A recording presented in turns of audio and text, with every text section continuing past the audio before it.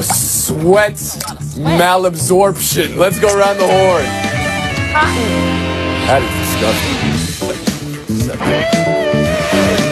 It's Around the Horn, the show of competitive banter. Here's Tony Rielli. Start with the NFL's 50-somethings. Philly, so explosive, they ran out of fireworks. Woody, this was against your Broncos defense. Easy. Rams 51 as well. They had a 3rd and 33. They turned into a touchdown in this one. National panel, we're at the halfway point in the NFL season. Bob Ryan, we're going to start with you. Who's been more impressive, Philly or L.A.? Well, there's a couple of questions here. Obviously, it's self-evident that we're very impressed by the fact that the Rams were not expected to be anything like this, not to this degree at all. And here's a team that has already scored more points than they did all last year. That speaks to a remarkable offensive transition. Full credit goes to Coach McVay.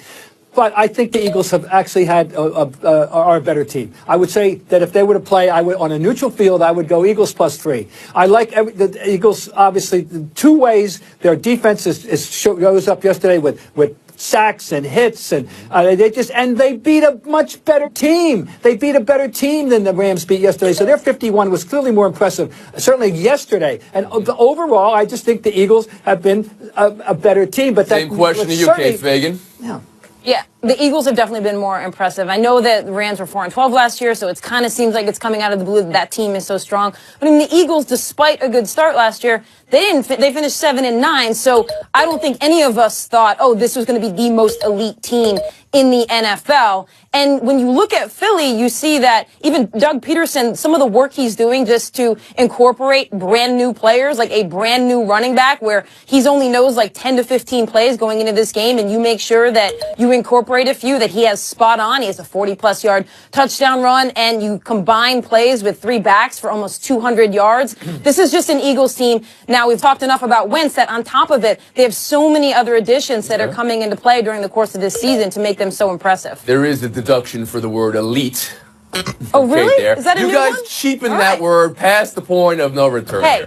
Kevin All right, Blackistone, same question to you. More impressive at the halfway point. You know, after watching the Rams this week, I'm going to say the Los Angeles Rams. Number one, they're playing with the pressure, if there is any, of returning football to L.A. out there, right? There is They got 31-year-old Sean McVay. How can he get this done? He's getting it done. Golf has come alive now that he's getting an opportunity to play. Explosive players like Gurley who can score from anywhere. And then don't forget their defense. They haven't allowed more than 17 points in a game since October 1st. So they're getting that part of their game together, too. So I got to go with the Rams right now. Woody Page, you saw Philly up close and personal when they took on your Broncos yesterday.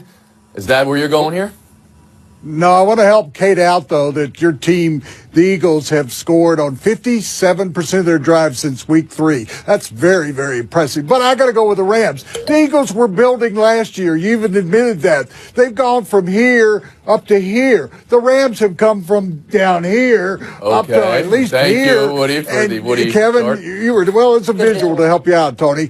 Kevin, you talked about it. Who is that defensive coordinator there? Wade Phillips. He's been noted throughout his career for producing defenses that have gone from the middle of the pack to the top, like the Broncos and the Cowboys. I just think that you have to go with the Rams. They don't have a fan base out there, so it's not like they have that same enthusiasm that the Eagles have behind them, and they've got a great running game. Neutral field, you would take the Rams over the Eagles right now, Woody?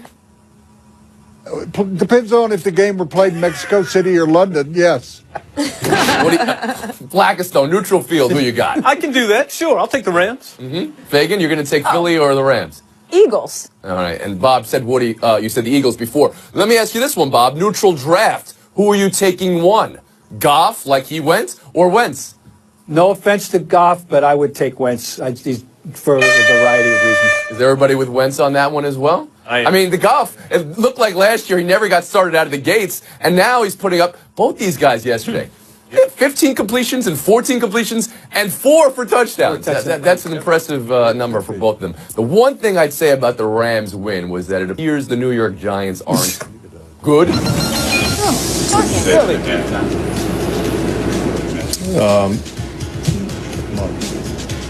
Yep. Ben McAdoo did say something after that. He said nobody's job is safe on the field. He was talking about quarterbacks included. So he's talking about Eli. Kate, this is your account. Do the problems with the Giants start with Eli, any of the players, or does it start somewhere else? But there are enough problems that I feel like I don't have to point at one particular person. I think I can point at Eli. I can point at Ben McAdoo, Jerry Reese. I think this is the kind of game where if you're a Giants fan, it's actually a one-of-a-kind game where you're actually hoping they get blown out because you want the problems to be exposed. You almost, in a way, want it to be an embarrassing loss because you want to make sure that it's not one of those where you can say, hey, it's a moral victory. No, this team has huge But let issues. me ask you this, Kate. If you're the owner of a team and you hear from your coach post-game describing what he said to the team at halftime, what are you thinking? Yep. I think that that's the punctuation mark on a coaching change that is clearly flawed. This isn't a guy, I think. It's the one thing you can point to since Tom Coughlin, obviously, that he has lost this locker room in so many ways, and we've seen it over the last month. And so you see that, and you're like, well, what do I expect? This probably is part of the reason why this team is not tuning into this guy. Bob Ryan? Well, it's an unsatisfactory answer. That's not the first one he's given. Look, the problems with this team start with the general manager, Jerry Reese, who won a championship with Ernie Accorsi's players once, and he won one with his own. That was 6 years ago. He should have addressed the offensive line. He didn't. There's a litany of reasons why he's got to go. Ben McAdoo, who was only the latest in a long line of lieutenants who have proven they can't be a general. Get him out of there. This is not Eli's fault. Eli deserves to keep his job for the rest of the year. He has no running game. He has no limited weaponry except for a nice young tight end and a rookie with tight end. Other than that, it's not Eli's fault. KB? Well, let's be clear. If this were a car and you drove it to the corner shop to get it fixed, they would tell you, nothing we can do, just buy a new car. So there's nothing you can do to fix this team right now to make it competitive. Does that mean you'd get rid of Jerry Reese at GM, you get rid of Ben McAdoo at head coach, and you bring in the youngsters to play quarterback even? Certainly the coach needs to go. Certainly it's time to find a new quarterback. And if Jerry Reese has lost the touch that he had to really pull together players and get you somebody like a Cruz and to get you those types of players in there, then he would probably... Blackstone's cleaning house right now at the halfway point of the season. Are you, Woody Page? I'm getting rid of McAdoo right today. You got two ex-former head coaches, Spagnuolo and Gilbride, on your roster. Put them up there, elevate them. But the problem is Reese's pieces. They're not fitting together. Sure, he created 2 Super Bowl teams, but he's been creating one of the worst teams in all of football in the last 3 years. He knew that he had no offensive line. It's not Eli's fault. Honor him by allowing him to break his brother's record. You don't take him out of the lineup. But yes, you get rid of Reese. You get rid of McAdoo right now. All he's got is a Hindu chant. I'm not following you there. You're talking about the consecutive start streak for Eli. You would keep him in the lineup just so he could pass his brother for second all-time in consecutive starts. That's what I'm hearing. Yeah. Okay. This was a playoff team last year. I think that needs to be said. Yeah. And promoting a defensive coordinator whose team just let up 51 would be an interesting move in the middle of the week. We're going to move on. NFC got sneaky good. We were talking about Philly and L.A. before. Panthers beat the Falcons this week. Saints have won 6 in a row. And the Cowboys, maybe you think they had the best win of the day yesterday. They beat the Chiefs 28-17. KB, you find yourself believing the Cowboys or doubting the Chiefs in this one?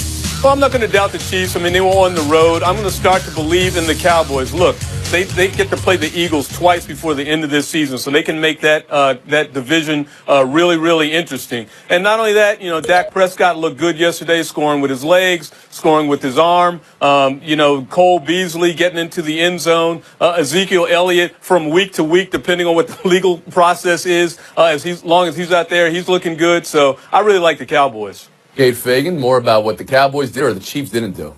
It's about the Chiefs. I mean, this is a team that seemed to have started out in high gear at the start of this NFL season, way farther ahead than any other team. And all of a sudden now you see a bunch of teams catching up to them. And the question going into this Cowboys game was, is this a good Chiefs team, like the ones that we've seen over the last few years, good but not great? Or is this the team where Alex Smith has turned the corner and they've got Hunt in the backfield, and now this is going to be a great team? And what I saw last night was, this is a good team. This is a team that seems to be relying too much on cute play calls. Well, exactly this point. I feel like their play calling has gotten too cute. Instead of just give the ball to Hunt. Like, why does he only have 9 carries last night? He should be a guy who's getting 15-plus carries a night. Bob Ryan, you saw this Chiefs team week 1. They blew the doors off the Patriots. Are they regressing?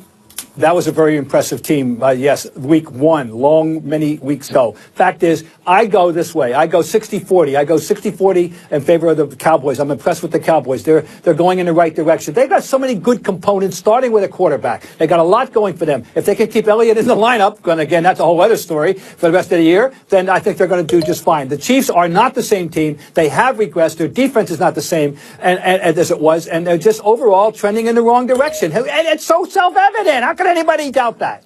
Well, let's see if Woody Page can. Well, Bob, Elliott's not just another story. He is going to be a big story. That's why I don't think you can totally believe in him and them yet. It's all about the Chiefs. A month ago, they were number 1 in all the NFL power ratings. What's happened in a month? They've lost 3 out of 4 games. You want to know specifics, Tony? It's the defense. That defense is falling apart. They lost Eric Berry. He was their defensive leader, captain, the guy who really just brought that defense together. Poe, you go through the lineup. They've lost a lot of guys defensively. Offensively, they're throwing halfback passes into the end zone against the Broncos when they're just running up and down the field. I think they've lost that mojo that they had at the beginning of the season. The only thing that's helping them is they're in the AFC West. They're going to win it by default. That's true. Yeah, that is very true. Can we talk about the Chiefs' touchdown at the end of the half? Please. Oh, yeah. Fantastic. Can you have a Hail Mary if no prayer is needed? This is just too easy. The Hail Mary. What was, should more teams be trying this, Bob? No, because they're going to watch this film and say, we can't have 7 guys 35 yards down the field. There was so much space after we caught the ball. Now, that said, there aren't too many Tyreek Hills around either, but they will make sure that there's not that much space. If you've got an elusive player like that, absolutely throw it under and let him make a play. I love that. It's more reliable than just the crapshoot that Hail Mary is. That was that play, and then there was the play with the Rams. I alluded to it earlier. They had a 3rd and 33 touchdown. I mean, those are 2 plays in the weekend that make you think.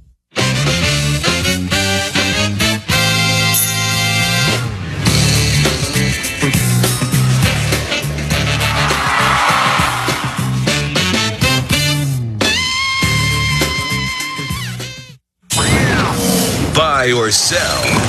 Fight night in the NFL, also known as guys in helmets punching other guys in helmets. AJ Green, Jalen Ramsey ejected from Bengals Jaguars. Mike Evans somehow not ejected for blowing up Marshawn Lattimore. This all started because Jameis Winston pointed with ill intentions. And then Carlos Hyde, Frosty Ruckert, Hassan Reddick tossed for haymakers and 49ers Cardinals. Woody, what was this all about? Should the league be concerned? Well, it just adds to a problem season that the NFL's having, and is an excuse for more people to turn off football because all I'm seeing are fighting and brawls and ejections. I think the NFL has to step in and do something about it. You don't want your top players being kicked out. Do you think this turns people off? Because in baseball, it doesn't even bat an eye, and people love it. In basketball, if it happens, it's A1 news, and there's nightly news talking about it. Blackistone, where are you on this? Well, this is the most physical sport that we play, right, and that we watch. So I don't think it's that big of a deal. I thought that was more of an anomaly than anything else. And you talk about us talking about fights, but we just showed you some incredible offensive plays from this weekend. The Chiefs and the Rams. I mean, we got 2 teams right there that scored 51 points apiece. This is still a fun league when you look at those plays.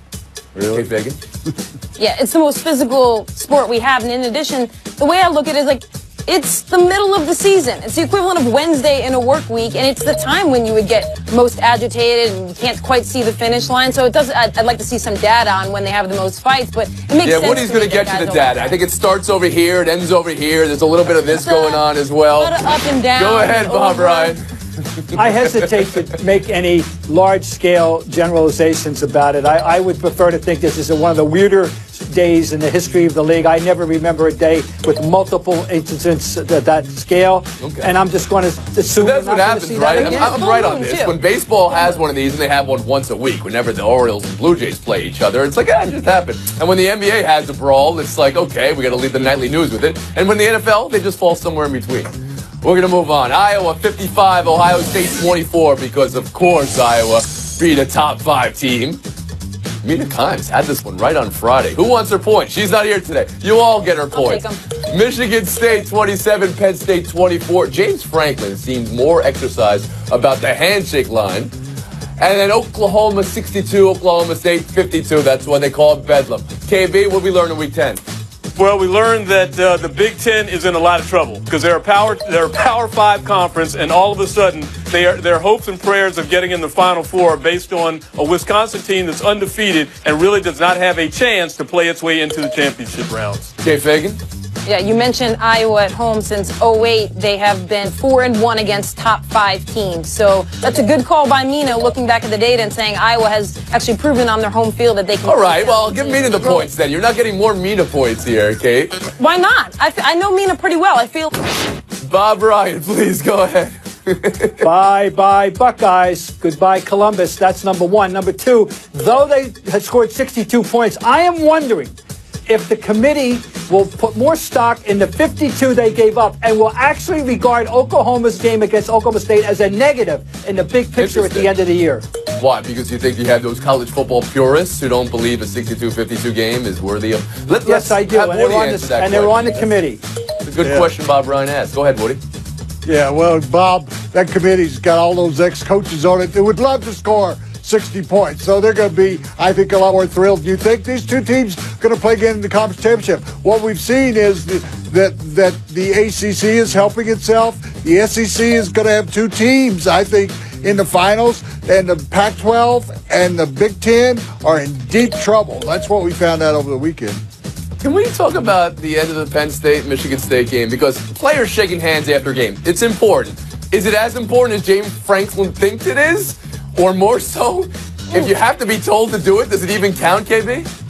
Well, you know what? It does count, and it counts for James because quietly as it's kept, James has gotten a reputation as being not so sportsmanlike in some of the contests he's had his teams play. He's been accused of running up the score and that kind of thing. So seeing him chase down a guy, that important. Kate Fagan? Yep. Yeah, it feels a little bit like selective sportsmanship when it's about some guy you can chase down and look like sportsmanship is your top priority as opposed to at the end of games when you're... And where jerseys fall off people at an alarming rate, and they don't absorb sweat at all anymore, the new Nike NBA jerseys. And in the NBA where you get ejected after an N1. This happened last night. Talk to me about this. Melo tossed for initiating contact with Nurkic's chin here, even though he got the basket and won. Buy or sell that, Kate? Yeah, I'm exactly with Carmelo on that with that face he made because you're taught to go seek contact. You do drills growing up where a coach stands there with an orange pad and you go to the hoop and you find that contact. That's exactly what Carmelo did here, and this is not the kind of play that you want to end with a star player walking off the court. Bob Ryan? The point is that either in A, you didn't foul him, or B, you did. If they say it's an offensive foul, no basket. How can you get a basket and one and then be thrown out of a game with a flag? That makes no sense. None. Page.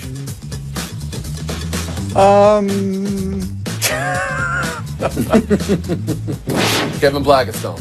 Absolutely, that should be a play on to the free throw line. If that's at the gym, there's a little bit of argument, but that's it. He had both hands on the ball. I could see if he was pushing off with one arm to free up the ball. Kate Fagan, Bob Ryan, good luck in showdown. The 6-game winning streak none of you people are talking about. The New Orleans Saints. Who dat, Kate Fagan? Yeah, I'm a believer because quietly they put together a really good defense there, 9th in the league in points allowed, and this is a team that over the last few years has been in the 20s or 30s. Drew Brees is saying, hey, guys, I'm still pretty good, too, you know. And they haven't given up only no fewer than 17 points or more the last 4 or 5 games, 4 of the last 5. And, hey, I guess they don't need Adrian Peterson, huh? Yeah, I'll split the point between the two of you. You know, they hadn't been over 500 in over 3 years until this recent run. We'll move on. Showdown 2. Listen to this. Would you say that in halftime?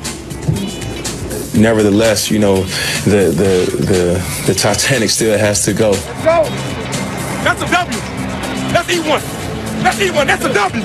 And all we need is an opportunity. Like I said before, all I need is an opportunity. Have an opportunity. Is an opportunity. Bob Ryan, who said it best? You know, Jameis Winston, that's repugnant. Ben McAdoo remembered what his mother once told him. If you have nothing nice to say about somebody, don't say anything. He was just honoring Mom. I think Cam might have actually missed the Titanic and the outcome of that, because the thing is that the Titanic actually doesn't have to go, and it didn't go. So Spoiler alert, Kate Fagan. Spoiler alert. You know, Ben McAdoo, don't say anything. You guys just did 3 minutes on him earlier in the show. You managed to say something. FaceTime's going to Kate Fagan. Yes, I hope at least some of you were watching the New York City Marathon yesterday when Shalane Flanagan became the first American woman to win that race since 1977. So she's 36 years old, and I think there's a lesson in this for all of us, because she said that her